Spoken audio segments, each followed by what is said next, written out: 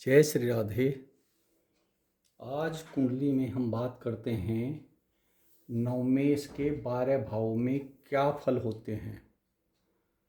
किसी भी कुंडली में लग्न इनमें से कोई भी हो, उसमें नवम भाव यह होता है और इस भाव का जो स्वामी होता है, जो यहाँ राशि होती है, जैसे यहाँ 9 राशि है, 9 नंबर धनु है, तो बृहस्पति ये नवमेष है। तो अगर नवम भाव का स्वामी लग्न में बैठे तो अगर वह शुभ ग्रह है, बृहस्पति शुक्र आदि है, तो वह शुभ परिणाम देगा और उस व्यक्ति को भाग्यशाली बनाएगा। वह व्यक्ति विद्वान होगा, उदार होगा और दीर्घायु भी होगा। और नवम भाव का स्वामी जब लग्न में बैठता है तो ऐसा व्यक्ति शरीर से सुंदर होता है और समाज में यश प्रतिष्ठा पाता है, धर्म के अनुसार आचरण करता है और यह स्थिति राजयोग कारक है, यानी कि उसे जीवन में ऐश्वर्य सुख मिलेगा, राजयोग प्राप्त होगा। और अगर नवम भाव का स्वामी यहाँ दूसरे भाव में है तो यह भी शुभ स्थिति है, क्योंकि यह षडाष्टक योग है। यहाँ से 6 और यहाँ से गिनेंगे तो 8, तो यह षडाष्टक योग है, तो यह शुभ परिणाम देगा। और अगर शुभ ग्रहों की दृष्टि है तो इसमें वह धन अच्छी तरह अर्जित करेगा जीवन में, यानी कि धनाढ्य होगा और दानी परोपकारी भी होगा। कुछ शरीर कष्ट आ सकता है क्योंकि यह दूसरा भाव मारक प्रभाव रखता है, तो शारीरिक कष्ट हो सकता है। और अपनों से, कुटुंब का भाव होने के कारण यह परिवार में अपने सदस्यों से मतभेद रखता है, वैचारिक मतभेद होते हैं।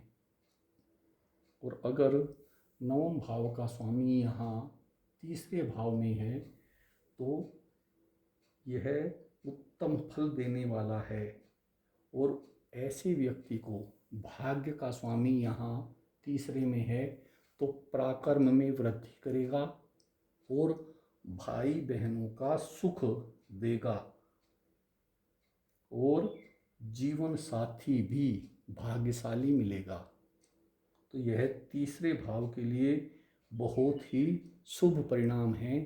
बस इसमें केवल एक है कि वह खर्चीला होगा, धन खर्च करने में वह न समय देखेगा और न ही व्यक्ति को देखेगा, तो इस तरह से खर्चीला होगा। और अगर नवम भाव का स्वामी यहाँ चौथे भाव में है तो वह व्यक्ति विद्वान होगा और राजनीति में नंबर 1 होगा। अगर वह राजनीति में जाता है तो वहाँ वह प्रसिद्धि प्राप्त करेगा और तीर्थ यात्राएं करने वाला होगा। ऐसे व्यक्ति को भूमि भवन वाहन सुख प्राप्त होता है और वह स्थिति परिवार के सहयोग से आती है।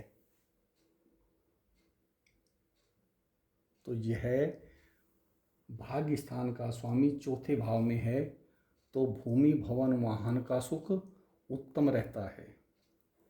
और अगर 9वें भाव का स्वामी यहाँ पंचम भाव में है तो यह स्थिति भी बहुत ही श्रेष्ठ है, पुत्र सुख देता है और राजा के समान वह व्यक्ति होता है, उसका आचरण, उसका रहन सहन राजा के समान होता है और शिक्षा से जुड़े कार्य करता है। वह प्रोफेसर हो सकता है या किताब लिखने वाला राइटर हो सकता है।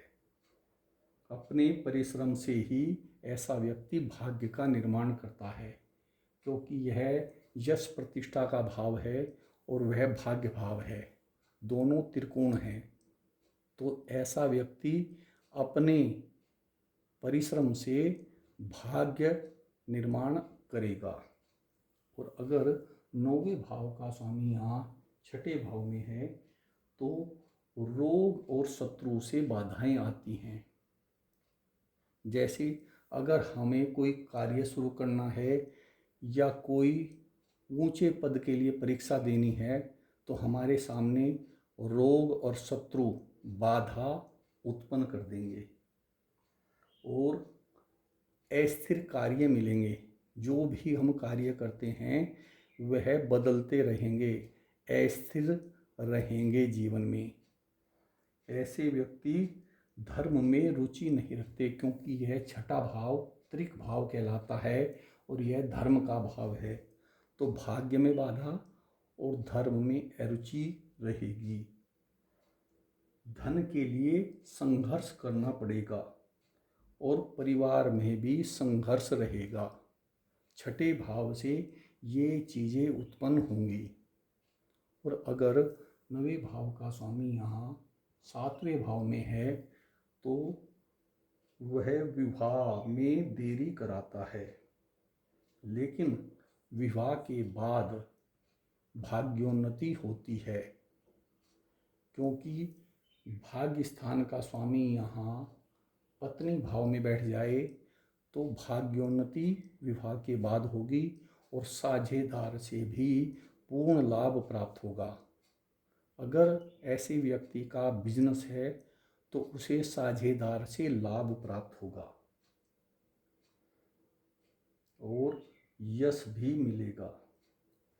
और अगर 9वें भाव का स्वामी यहाँ 8वें भाव में है, 9वें यहाँ है, तो उच्च शिक्षा में बाधा आती है और ऐसा व्यक्ति संतान परिवार आदि की चिंता करता है। तो अपने परिश्रम से वह धन कमाता है, उसे भाग्य से कुछ नहीं मिलता, क्योंकि यह 8वां भाव भी त्रिक भाव है। और जब भाग्य भाव का स्वामी यहाँ बैठेगा तो वह भाग्य से नहीं अपने पुरुषार्थ से ही सब कुछ अर्जित करेगा। और अगर 9वें भाव का स्वामी यहीं 9वें भाव में है, नवमेश अपनी राशि का है, तो वह व्यक्ति आस्तिक होगा, धार्मिक होगा और भाग्यशाली होगा। और ऐसा व्यक्ति कोई भी कार्य करे उसमें उसका प्रबंधन बहुत श्रेष्ठ रहेगा। वह कम परिश्रम से अधिक कमाने वाला होगा, क्योंकि ऐसे व्यक्ति के साथ उसका भाग्य है। और अगर 9वें भाव का स्वामी यहाँ 10म भाव में है तो ऐसा व्यक्ति पहले बाधा उत्पन्न होती है और फिर सफलता मिलती है। कोई भी कार्य करेगा तो बाधा आएगी, लेकिन सफलता अवश्य मिलेगी। प्रबल राजयोग है, क्योंकि यह त्रिकोण है और यह केंद्र भाव है, तो यह लक्ष्मी नारायण योग है। लेकिन यह लक्ष्मी नारायण योग पूर्ण तब होता है जब 10वें भाव का स्वामी यहाँ बैठा हो और 9वें भाव का स्वामी यहाँ 10वें में बैठा हो, तब बहुत ही श्रेष्ठतम राजयोग हो जाता है धन संपत्ति के लिए। लेकिन अगर 9वें भाव का स्वामी ही केवल 10वें भाव में है तो भी यह राजयोग कहलाता है और उससे उसे जीवन में ऐश्वर्य प्राप्त होता है। कार्य क्षेत्र में कष्ट आता है और संतान की चिंता रहती है।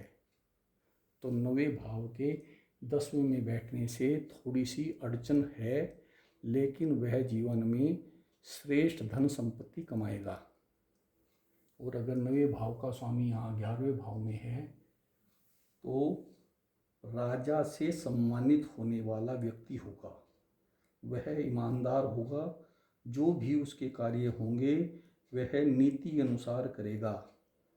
संतान सुखपूर्ण मिलेगा, क्योंकि भाग्य इसकी दृष्टि यहाँ रहती है पंचम भाव पर, तो विद्या, बुद्धि, यश, संतान सब उसको प्राप्त होता है।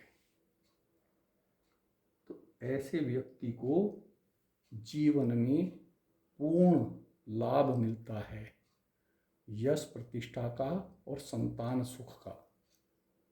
और अगर 9वें भाव का स्वामी यहाँ 12वें भाव में है तो ऐसे व्यक्ति को प्रवासी रहना पड़ता है, घर से दूर रहकर कार्य करना पड़ता है।